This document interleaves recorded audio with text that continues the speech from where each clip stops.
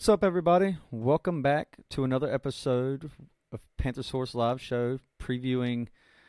I don't know if this is like a, huge game this week. It is a divisional game, Billy, but this is a broken record. It's the name of the show this week. The broken record continues because there's only so much we can continue to talk about with this and how things have been going. But we're going to do it week in and week out. So what we signed up for, we're going to sit here and talk about it. We're going to break things down. We do have some things we can talk about today. So there's always going to be something going on, whether it's depressing, it's great, or whatnot. Still going to be Panthers fan. We are, and it is, this last week was so hard. It was a hard pill to swallow, shutting down that Saints offense and just not being able to score enough to win. Yeah. It is 7 points. Man, it is, it was a fun game to watch, for sure. 9 points, excuse me. And Yeah. that was 7 from the offense, I guess. The defense did everything they could. And we can't ever get both. But now knowing that Cam is sitting, like we've asked for what, 5 weeks, 4 weeks, we'll get to see an offense that can pass the ball more than 5 yards. Yeah, I think that's, I jumped on with Den from the Keep Pounding podcast last night, and that's one thing we kind of hit on was, can we expect more from this offense with Taylor Heineke in there because of, him being able to get the ball downfield and stretch those things. And I think that's something you have to look at, like you said. So, and that's something we're going to hit on first is, Billy, they finally shut Cam Newton down. It took long enough, I feel like, anyway. I feel like he should have been shut down going into Cleveland, but he wasn't. And I think, who knows what could happen in that Saints game if Taylor Heineke's in there. Do you agree? Like, he could have gone out there and thrown 5 picks. Well, he could have gone out there and thrown 5 picks, but he could have gone out there and checked down like Cam did all day. Yeah. But you had the option to throw it longer, and the most disturbing thing was, who was it this week? Wright saying the DBs said, we aren't worried about anything over 5 yards. We aren't worried about going deep. They had to shut down basically to the line to the sticks, and that was it. Yeah. And if that's what players have been saying for weeks, Cam should have been shut down weeks ago. Yeah. Because then you're super one dimensional, and Yep. everything's going through McCaffrey. You can't pass it to anybody. You can't get the ball there quick over 10 yards. It's going to be a pick. And the whole thing is you're risking more injury to Cam. Like, that's the biggest issue here. It's not even that Cam's not playing well. It's he's injured, and it's his throwing shoulder. They're saying it's not getting worse, but it wasn't getting better. It's just soreness that he has to get over. Well, he's not going to get over it if he's going out there and playing in the live action. Yes, I get it. The playoffs were on the line. But at some point, I just feel like Heineke was a better option, Cleveland and beyond, after what we've seen from Cam. I think that's fair to say. Because if you put Heineke in and he throws the whole game like Cam did, and maybe 5 passes deep, that gives a better chance than Cam has. And that's the biggest thing. And listening to Cam after the loss this week and knowing what he's going through, and it's not gotten better, it's not gotten worse, and he says he doesn't need surgery. Is this like the beginning of the end? Will resting do what it needs to do to get better, or is his arm just time? I feel like the whole not needing surgery thing is, I would be shocked if Cam didn't have some type of surgery this offseason, because the fact of the matter is, coming from Cam and Rivera, that they don't know what's wrong with his shoulder. That's what he keeps telling the media, and the Ron Vermillion, the head athletic trainer, has denied media requests to speak in a presser and talk about it. So who knows what's going on? I'd be shocked if it's causing him this much trouble if he didn't have some type of cleanup this offseason, and the sooner the better. He could be out there next week getting this thing cleaned up, and that's really kind of what should happen. If it's bothering him that much, and if not, then yes. I hate to say it, but you have to start looking at moving on from a guy like that who's, struggling. If he can't throw the ball downfield like Cam's been known for and has done throughout his best years of his career, then yes, that's a problem, and you have to be able to move on from that. At some point, if that's the issue, now time's only going to tell that. We're not sitting here saying Cam's done. It's just things you have to look at and consider, and it's fair to question right now. And the scary part is he's sat this week, but he's not shut down. Right. You know, if the miracle happens and we make the playoffs, and he sits for 2 weeks, I think Cam's coming back in the game, and I think that is where they're at now. It all depends on what happens, and that's the bad part is, you know, if Heineke goes out and wins these games, at what point they say, okay, they need Cam to come in for a half in the playoffs. No, if something goes wrong, you can't do that. You can't do it. But why would you not shut him down then? If I had this discussion with Brandon Spence on Twitter from Small Town Riot earlier today, and he was saying, you know, the only way I see them reason they don't shut down Cam is if they make the playoffs and for some reason they feel like they need to play him. And he even said at that point and agreed that no, you need to put Cam on IR. Like if they win these next 2 games and finish 8-8, and somehow through that crazy scenario make the playoffs with Taylor Heineke, and that's including going to New Orleans and winning, by the way, in New Orleans, then you're not messing up whatever's working at that point. And Cam's shoulder isn't going to be fixed in 2 weeks. If it was a 2-week thing, they'd have done this a month or so ago. But they were week to week every week. Like he's been having days off for. Well, he's been having days off since his original surgery, though. Yeah, but then he has the injury which everybody is hinting to happen in Pittsburgh. Right. No one wants to come out and say it, but that's the picture that's going around. Right. That is. Well, everybody's saying it. But you've seen Ron hasn't said it, but at some point he was injured. Well, we know that he took that huge hit to his shoulder. Mm-hmm. But I don't know. If you're going to shut him down, go ahead and do it now. Yeah, I don't understand and there might be some holes in there that they're avoiding the IR thing for. I've looked into that, and I haven't seen anything that I feel like would keep them from doing that. But who knows? And some stuff might come out on that later. You know, but Ron Rivera, David Tepper, and Marty Herney were all involved in this decision, Rivera said today, and I thought David Tepper being part of that was pretty big. And, I mean, obviously this is your franchise quarterback. I wonder how much he actually may have played a part in saying, you know, potentially saying he needs to be done. Like, there's no reason for him to be playing now. And I still think Rivera and even Norv and these other guys and Herney agreed at this point after the loss, especially the way things went on Monday Night Football, that, you know, Cam needs to be shut down. He needs to get better. And him unloading at the presser, I mean, he left everything on the table at that presser. He laid it all out for everybody, saying he doesn't know what's going on. He's done everything he can. He's tried every technique anybody's recommended every night, and nothing seems to be working.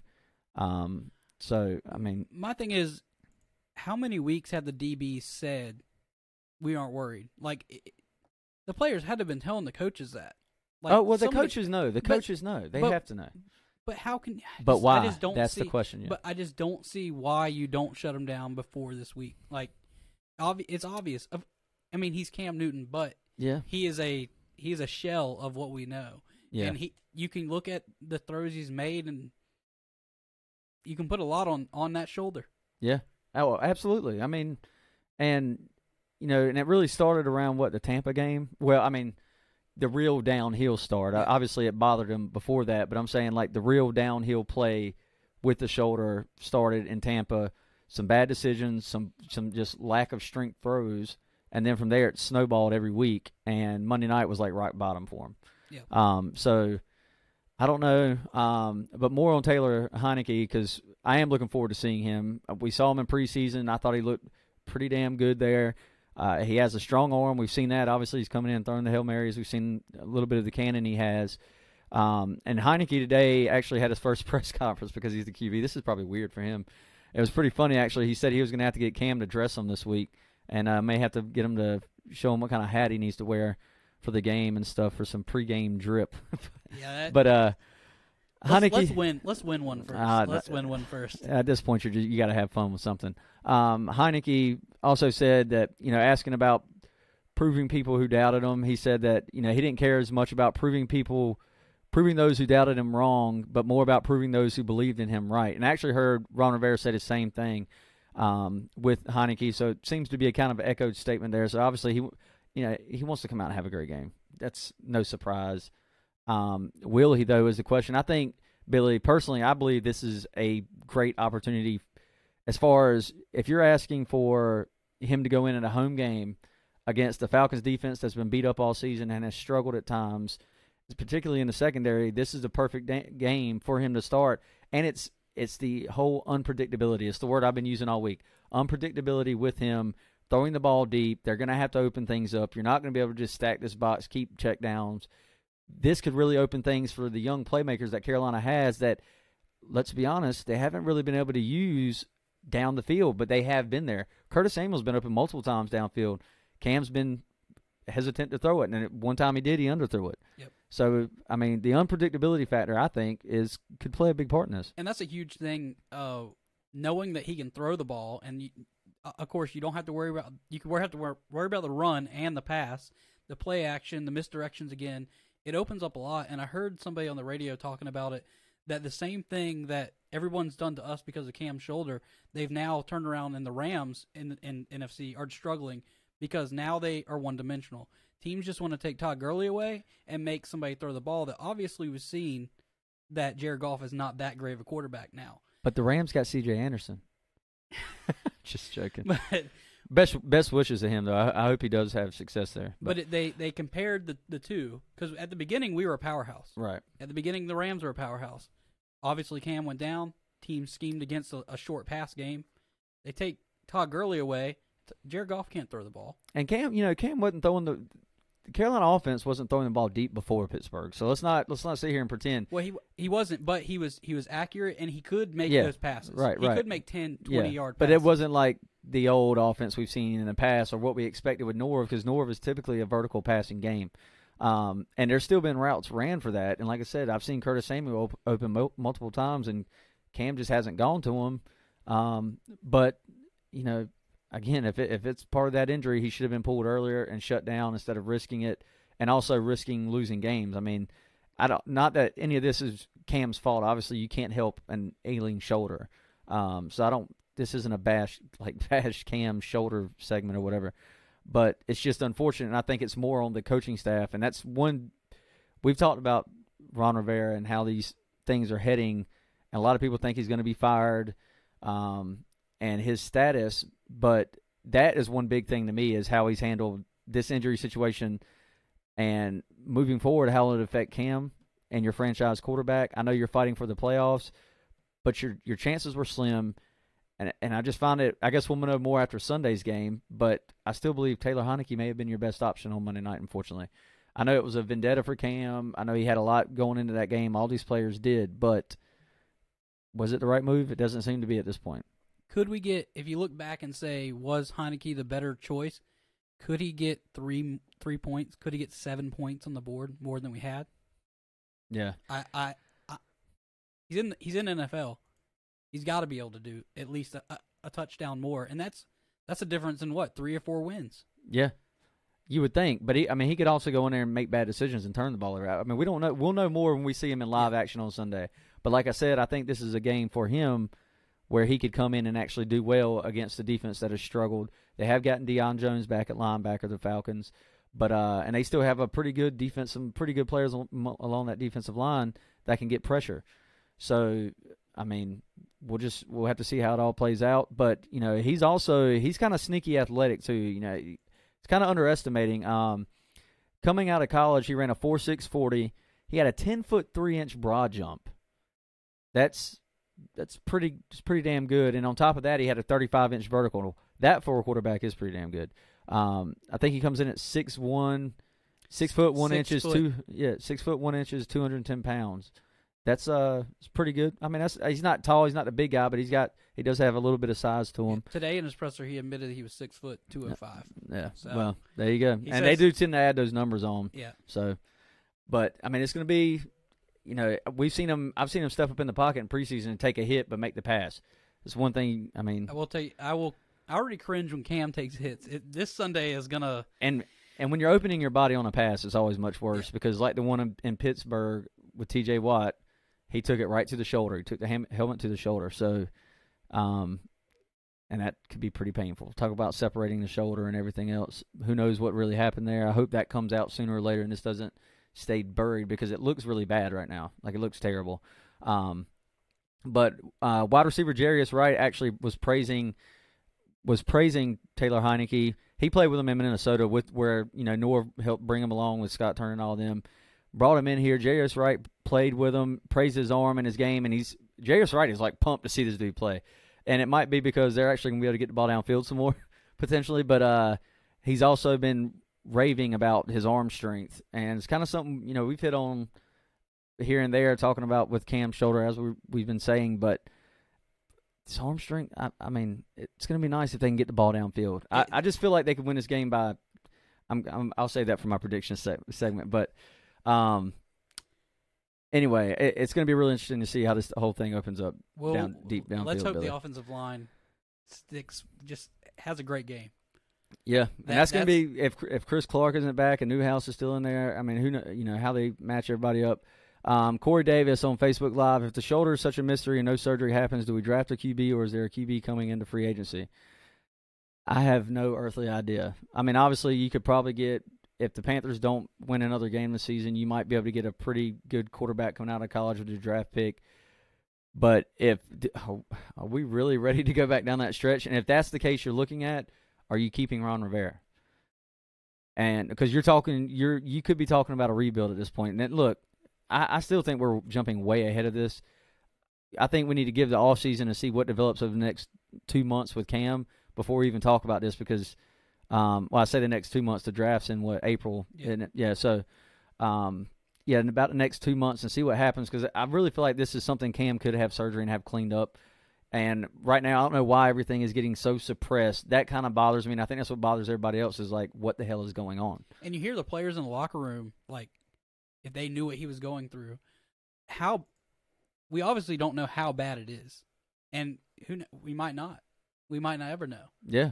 And, I mean, look at Carson Wentz. He's had a broken back. He didn't even know.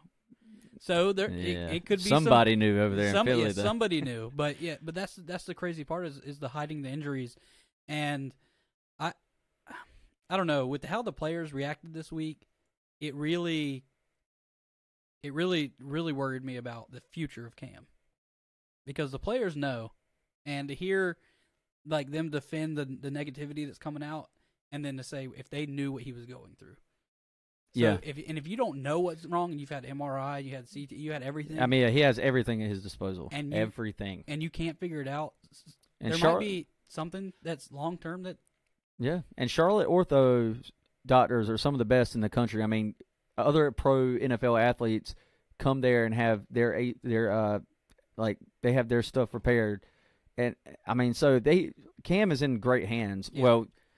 Is in great hands as far as figuring it out. And they might know what it is at this point, but that doesn't mean the whole world has to know. And Cam might not want people to know, but, I mean, he's been out there saying he doesn't know, so that's kind of weird. But I don't know. It's a weird situation, and we won't know for, who knows when. And it might just be this week. Last week I was on the Fire Ron, bandwagon, and maybe because it's not being talked about now, it's all Cam's shoulder and him being shut down everywhere.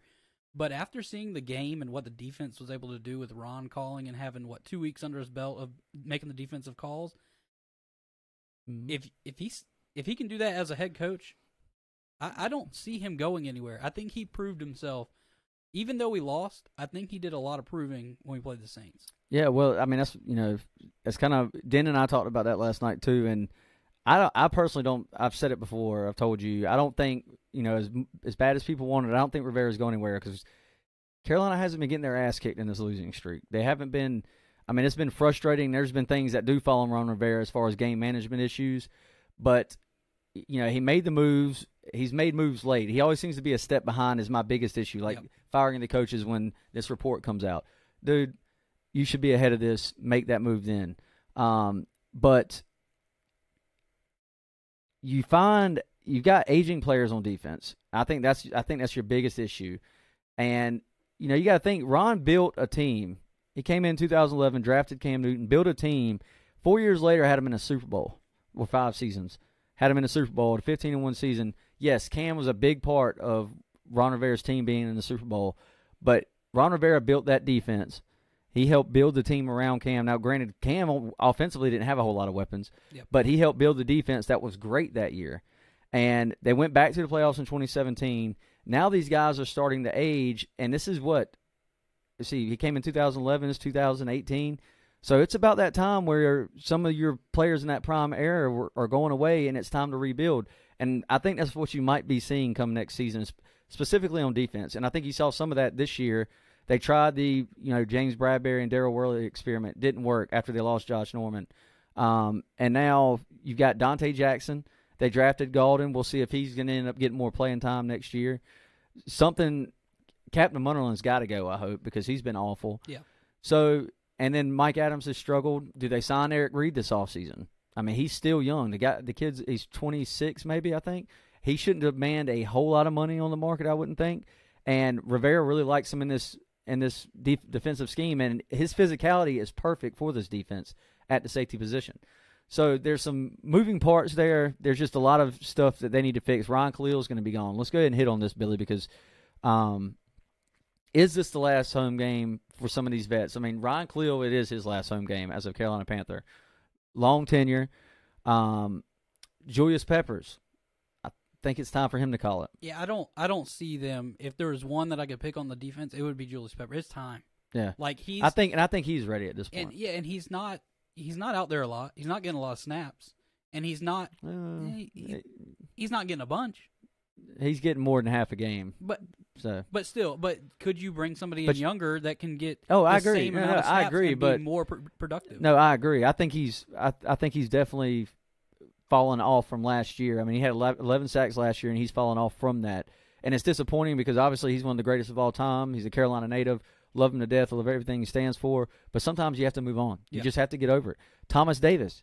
There's a lot of talk going on about him right now, and he wants to be back with the Carolina Panthers, but is the money going to allow it?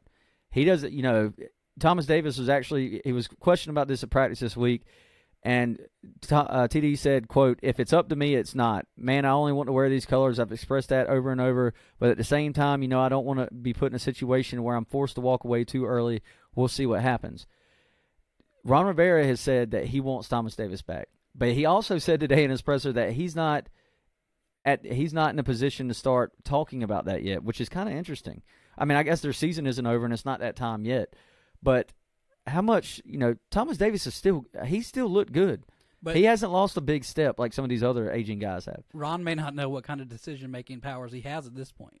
That could be another reason. We don't know what goes on behind closed doors. No, I agree. That's what I'm saying. It was kind of weird. He could know at week 17, hey, I'm out. Yeah, he could know that now. And that's what I'm saying. That's what makes it kind of weird that he would say that, I guess. But if I had to pick one of the older guys, Thomas Davis, I think, has played pretty well. He's played great this year after his suspension, and I think he could play one more. And if you're going to put him in limited snaps, you have Shaq Thompson. Yeah, and who can rotate. So yeah, and speaking of Shaq Thompson, he and Graham Gano both were put on IR this week. Shaq had a shoulder injury. Graham Gano, obviously, Gano's still dealing with a knee injury. Shaq, second leading tackler on the team this year. Thomas Davis did miss 4 games. That probably plays a big part. Thomas Davis had like 5 straight seasons, or maybe 4 or 5 straight seasons of 100 tackles at least in a season. He only has 69 because he was suspended the first 4 games this year. But, you're looking forward to a big, 5th year with Shaq Thompson where he could really bank and make some money and do well for this Panthers defense, obviously. But I'd still like to see TD running around out there because to me, he hasn't lost a big step. Everybody on this defense at some point this year has struggled. Luke Kuechly has struggled at points this year. Yes, he has turned it on the second half of the season back to normal Luke. But, everybody has had their struggling moments. The defensive end spot is where I think the most work is needed. And obviously everybody agrees about that. We've talked about it all season. And as far as other vets, Greg Olsen, what's he going to do? He has a broadcasting spot waiting for him whenever he decides to take off. I think he is, and I actually was going to pull this up. I believe he actually is in a contract with the Panthers for 1 more year.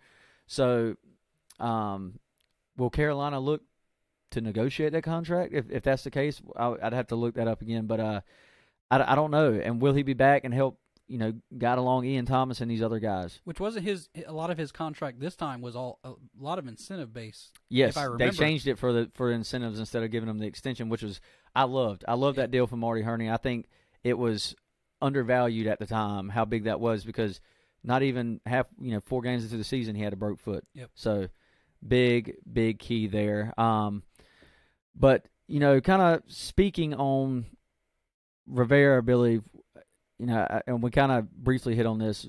You said you don't see him going anywhere this year. At this point, you don't feel like he is, unless. And you think these next 2 weeks could change that? We talked about it that on our last show before the Saints game was that it was a proving game. Right. I think he proved a lot on the defensive side of the ball. Were there some issues on the offense? Sure, but I feel like he took a step in the right direction to keep his job. Now, are we going to see him just implode this week? Hopefully not. But I feel like this week he's not going to go anywhere anymore after. But I'm saying at the end of the season, from what he did at the Saints, I feel like he kept his job alive. Yeah. Well, I told you going into that game, I felt like that game was going to be a lot closer than people give it. These division games, I can't express enough how much they're always a toss-up. And I said it on Sunday after the 49ers-Seahawks game. I don't care how good of a record and how good another team has looked going into a divisional game and how bad the other team has looked. It doesn't matter because it can always be a close game. Sometimes, yes, it is a blowout. Yeah. But this isn't, I also said going in that game, we haven't been getting our asses kicked. Like everybody, yes, we're on a 6-game losing streak, but everybody's acting like we've been losing these games 40-5 40-7, or I said 5 like we were getting safeties. That was an odd score. But, people act like we've been getting dominated by 3 scores, and that's not the case. And I think that's the biggest thing keeping Rivera in a spot going into this offseason, personally. And, yes, the way he's taken over defense, and it's looked much better over the last couple of weeks. I think everybody has to agree with that at this point. But, yes, there's definitely positions of need to be addressed on that side of the ball. So, hit some of y'all's comments here. 6 Inc. on YouTube Live, Saints fan. I think Heineke, hope that's how you spell it, will have, not quite, but it's close enough. We'll have a great game. From what y'all said, it sounds like he has a great mentality. He does, 6 Inc., but we'll see how great it translates to the field. He also has a lot, he's already been working with Cam sitting out during practice. He has been working with these receivers on Cam's off days, so he has a little bit of practice time. He had a great connection with Curtis Samuel in the preseason, so that'll be interesting to watch. 6 Inc. Division games are described in 2 words. They count. Yep. And Lee Trotter talking about Ron, he says, knowing we now know Cam has been hurt, I think Ron deserves another year. We can't pin Cam's shoulder on Ron. It's nothing he can do when your star quarterback is hurt. And the shoulder has been the difference. I feel like the shoulder has been the difference in 3 to 7 points. And that's what we've been losing by. Yep. And, the defense was costing us games early. It was turning around while Cam's injury was going south. It was a bad crossover one way or the other to me. That's kind of how I see it. And, no, you can't pin a shoulder injury on Ron Rivera, but it doesn't make how he handled it right either. I still think he could have been pulled 2 weeks ago going into Cleveland after that loss to Tampa Bay, and 4 interceptions, and he was clearly struggling. I think at that point, and I said it then, I think you should have really considered sitting Cam at that point. But you look at Ron, and a lot of people in our comments over this season have talked about it. Is Ron is a vet guy. Like he doesn't want to move on. He didn't want to give the young receivers a chance. He wanted to keep Funchess out there. He wanted to keep Torrey Smith out there. He finally allowed the offense to go to the fast offense, and it did work before the shoulder got really bad. Yeah. So that's been what he's been the whole time in Carolina. Yep. He hasn't wanted to have the next man up until it was forced. And then you're like, okay, well now you put this guy in, he has no playing time. Yep. And now you're going to hope for the best. Yep. In 2014, Cam's had injuries about every other year in his career of some type. In 2014, he battled back from the car wreck and stuff. And then in 2015, on a healthy season, also happens to be an odd year. We saw what happened. 2013, he came out in his 3rd year in the NFL and put together a 12-4 season. We had a great defense, but he came up short against the 49ers. In 2017, he had injuries around him at weapons. with guys, Devin Funchess, and he was playing with practice squad receivers who were dropping touchdowns against the Saints, and they came up short on a comeback. This year, they've taken a big step back. He has a shoulder injury. The biggest thing is going to be how can he get it healed and the shoulder surgery. Brandon on YouTube Live, the Carolina Panthers got a slim chance going to the playoffs. They need to win out the next 2 games, and they need the Washington Redskins to beat the Eagles in Week 17. Neither one of us here are picking the Panthers to make the playoffs at this point, guys. So there's that. Look, I hope I hope Taylor Heineke goes out there and balls out the next 2 weeks. Don't get me wrong, but there's still a lot of other shit at this point that has to go down for them to make the playoffs. But I would love nothing more for him to come out and ball out. The only downside to that would be it would cause a huge QB stir up and on social media and among the fan base. Can you imagine if Taylor Heineke goes out there and balls out next week to a win, which I believe he will do, by the way? What that's going to stir up in Pantherland. Yeah, but I think it should be more on Billy, kind of what we've hit on already, is why wasn't he playing 2 weeks ago? Yeah, and I would like to see some QB controversy with the Panthers. Because you've seen it where these players finally get their chance, and they do ball out. Yeah. And they put some wins together. And that would be great for him to have his first start, and he does take a team to the playoffs. I mean, I think I would love to see those stories more than Cam's shoulder injury, Ron being fired. Yep. Like, I wouldn't mind it. And, and that brings up another point, Den from the Keep Pounding podcast. Like I said, guys, I joined him last night on their podcast, the Keep Pounding podcast. You can check that out everywhere on your favorite podcast platforms. But one thing he brought up too was this is a good opportunity to start playing those younger players, which I thought it was a little odd personally that all these guys are getting shut down now that the Saints game's over with. Shaq Thompson out, Graham Gano officially out. Cam isn't on IR, but he's done. They've shut him down. So you might see an opportunity. I feel like you should see more of Rashawn Gaulden in the safety spots and start seeing how these young guys play and see what you got in live game situations moving into next year because you're going to have to play that. And Taylor Heineke is definitely one of those. And Joseph Broach on YouTube says they don't game plan for the number 2 QB. And that's the thing. If he does go out there and ball out and he balls out against the Saints and we win, is week 3, is a team going to know what to expect? Have you seen enough in 3 weeks to know what to scheme for? We saw enough in the losing streak. Just every team schemed against Cam throwing 5-yard passes. Yeah. And it killed us. But do they know what to do when this fast offense is stretched? You still have CMC that can run the ball.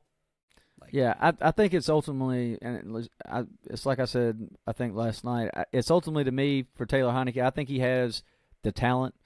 Obviously, we've seen some of the arm strength he has, but it's going to come down to decision making, and that's going to be the biggest thing, and how he responds under pressure because he's going to have pressure at times. And Cam's really good at getting out of that pressure. So how he responds and how they scheme, I think you are going to see deep shots in this game, and I think it's going to be kind of refreshing. But, how well all of it goes, we'll see. I personally, like I said, the unpredictability of it all, I think it plays in Heineke's favor. I still think he can go out there and throw an interception or two. But the way this defense has been playing, the Falcons' offense has struggled for the most part outside of last week playing a bad Cardinals team. I think you could see Heineke come out here and pull out a win as a quarterback. I mean, that's just me. So, Billy, why don't we jump into this? We've kind of already been previewing a little bit. Why don't we go ahead and jump into some predictions, I guess you could say, and then we'll jump in. We're not doing the playoff scenario because I looked at that earlier and I was going to do it just for shits and giggles, and we'd spend the whole show talking about it. I saw that it's a list it's long, and yeah. If you drew it out on a whiteboard, it had to be the length of this spare bedroom in here. It was ridiculous. It's 5%. It's lower than that, isn't it?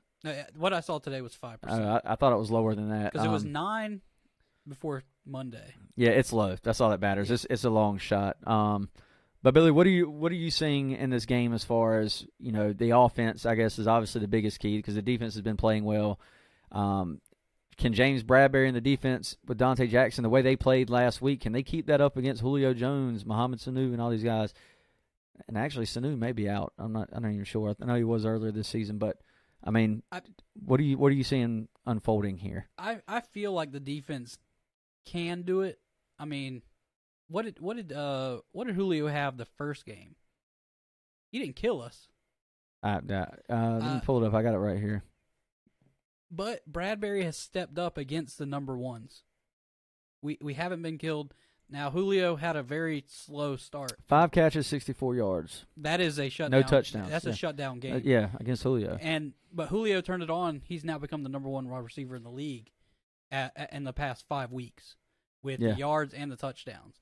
So something's clicking there with him and Matt Ryan that wasn't there when we played him the first time. Hopefully Bradbury has one of those crazy games and does it again. I think he's capable of it.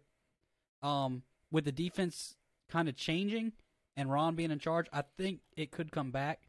We saw a little bit of pass rush last week. And it's at home. Yeah, and it's at home. So, and the offense, I mean, what are you seeing with Christian McCaffrey and these young playmaking receivers with Taylor Heineke? I mean, I feel like they can get deep down the field and get behind the secondary some. I don't remember ever seeing CMC. Has CMC had many rest days this year? No, he had one today. Yeah. I mean, he is playing 97% of the snaps. Yeah. He's higher. He's 20% higher than any other running back. I think he deserves it. He's done a lot. I feel with Heineke being able to pass the ball, it's going to open up that stuff underneath. It's going to open up the misdirection.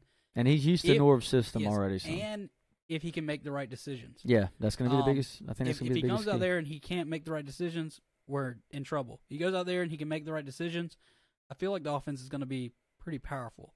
Yeah, and I know some people are probably thinking, I actually see several people in the chat saying they actually believe in Heineke this week too. And look, again, I want to specify, I am strictly talking about this week's matchup. Yeah. I'm not talking about going in against New Orleans Saints. I will judge that off of what I actually see from Heineke this week. But I feel like this is a game where he could take advantage of some matchups that people have taken advantage of with this Falcons defense, especially if it's going to be interesting to see how much they use Christian McCaffrey. I mean, are they going to try to run the ball to death and to help out Heineke to open up the play action? I mean, but I feel like they're going to let him go out there and sling the ball around some. I feel like they have to. It has to be schemed for him to pass the ball. It's something that the offense that no defensive has seen in 5 weeks. Yeah. No one's been able to scheme against the ball over 5 yards, 10 yards. Yep. So if you open up some of those over the middle, 10, 15 yards down the sideline, give them a chance, it's going to open a lot for the running game. And then you got the misdirection with our wide receivers. Yep. I honestly see a very not a very high score, but a higher score than we've been putting up. And we were talking about younger players getting opportunities earlier. With Shaq Thompson going out, this is going to give draft pick Jermaine Carter Jr. at linebacker, who had a really good training camp and all, and the coaches really liked. This is going to give him an opportunity to get some playing time the next 2 weeks and see how well he does. Because when Thomas Davis phases out, Jermaine Carter is the guy they were really hoping would help step in with Shaq and Luke to kind of take over and trend that linebacking core back young again and have some stability there. And they have done a good job of that, overall for the most part of that front seven throughout the years of keeping some stability there while moving other guys in. They missed on a couple. Coney Ely was a big miss. Vernon Butler was a miss at the defensive tackle position. They lost Starr. They found Mario Addison. That was a nice plus. And then they've obviously Charles Johnson had to retire. He fell off. We don't even get into Greg Hardy's dumbass. But anyway, so they have had some positives there for the front seven. But, yeah, for me, Billy, I feel like, as I said before, I think that they're going to let Heineke come out here and sling it. They're going to open up this playbook a little bit. And how well it goes, we'll just have to see. But I feel like the potential is there for a pretty good game from them. And I think they score. And I think the defense, if it plays like it has the last 2 or 3 weeks under Ron Rivera, I think the Panthers win this game, and I think they win it by 2 scores. And I feel, and that sounds crazy to say right now, but I just feel like that. And when you look at it, it's been 1 or 2 plays that have killed us in the last 5 games, 6 games. So I would feel that if we do have 1 or 2 big plays we give up, we have a quarterback that can throw and open up the offense, open the field up, and we can come back from those big mistakes. Yep. Joseph Broach on YouTube Live saying Falcons are second worst in the NFL at generating pressure without blitzing. That sounds like an NFL matchup on an ESPN stat, and if that's the case, then I just feel that much better. Because that's one area they were really good at last year with Vic Beasley, and they have Tack McKinley this year, who has been good off the edge, and I'm not sure. I know they've had a couple injuries up on that front, and I should have had that pulled up. But, yeah, that's a good point. And, again, that just makes me feel better about it going into it. Let's see. I see a bunch of people hitting into the draft here already, Billy. But yeah, Patrick Widener saying Panthers 28, Falcons 10. Yeah, y'all look. Drop y'all's predictions down here. We'll get into it as well. But I lost my complete train of thought going on that. He says, generating pressure. Unfortunately, we're third. Yeah, well, yeah, that is true. Yeah, and that's probably even with blitzing because we don't even hit home when we blitz. But here lately, the defense has just played well, better contained. Whatever works, just keep doing it. That's all. 6 Inc. Panthers 28, Falcons 38. Don't mean to bum y'all out, but I don't see a W in this game, even though I think Heineke is going to have a great game. Hey, and that's possible. I'm just going off of what we've seen. I try to look at the last few weeks every time we do a preview of what we've seen from our team trending wise. The defense has been trending up. The offense has trended down, but it's been because of an injury to the shoulder and throwing the ball downfield. And I feel like I'm going with the upside of Taylor Heineke here for this week. Again, this is just this week. I want to stress that. Yeah. So Heineke could come out there, have 250 yards passing and 3 interceptions and 2 touchdowns and lose the game. But he could also go out there and have 3 passing touchdowns, 300 yards, and 1 or 2 interceptions and win the game. I said win the game before, but I meant lose the game. So I'll throw some shade back at 6 Inc. because I know he's a Saints fan. If what you put on the field at Bank of America this Monday, you do this week versus Steelers, we might see another blowout. It's in New Orleans. We might see another blowout. We'll see. I don't know. I don't. They have looked. The offense has struggled the last 3 weeks for the Saints, but I don't know. 2 of those were division games, and one of them was against the Dallas Cowboys defense on the road, which is that's a really good defense this year. So, I mean, they did drop 28 points against Tampa Bay. It came late, but they got it, and they got the win. So that's a tough team going into the playoffs right now. But hopefully we can pull out a big upset in NOLA with Taylor Heineke, and we all drink a bunch of Heinekens in remembrance of Heineke. See now on YouTube Live saying 31 Panthers, 21 Atlanta. That's what I'm talking about. Lee Trotter expecting a big game from Moore and Samuel. What do y'all think they'll draft? It's got to be pass rush. It's got to be the first thing. And then safety. I still think offensive line is up in that position. But we'll be hitting on more of that as we get into the offseason.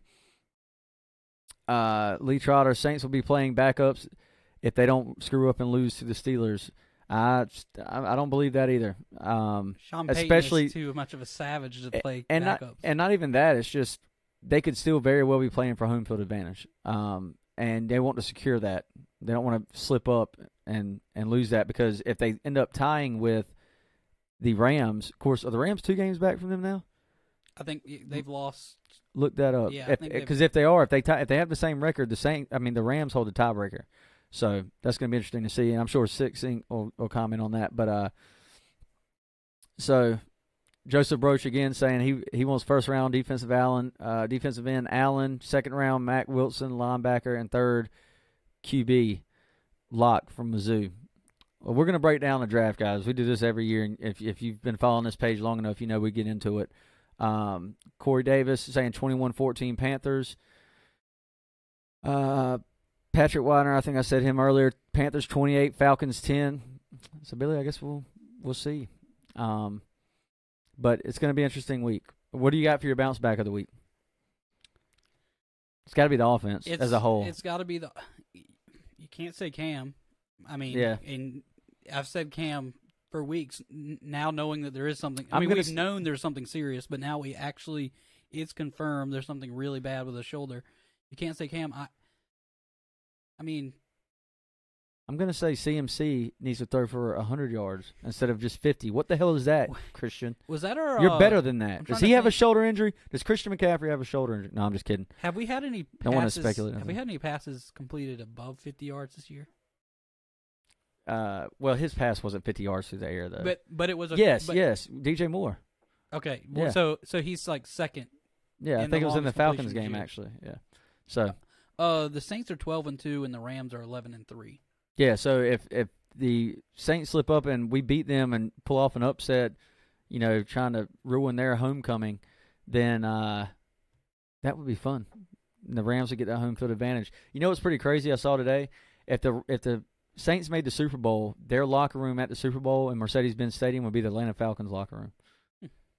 How funny is that? That would just be imagine a division rival like the Saints or Falcons, and the Panthers are hosting the Super Bowl in Charlotte at Bank of America, and the Saints or the Falcons or the Bucks are staying in your locker room for that Super. That would piss me off.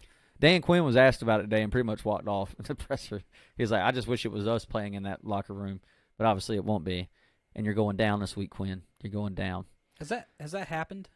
Has that ever happened where the home team, host team, the host I don't stadium? think so, because when Minnesota was on the run last year they didn't make it. And I think it was a big talk about them. So anyway, see now that moment when a running back throws more touchdowns than both QBs, I know it was frustrating. I just knew when we started that game like that, I was like, dude, we might drop 17.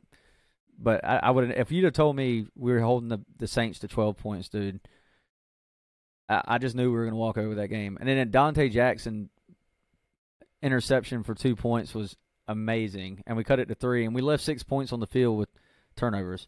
DJ Moore's fumbling issues are so frustrating. Go down. That fumble reminded me. I want him picking up the yak, but when you get in a huddle of guys, just go, fall. I had the flashback of D'Angelo.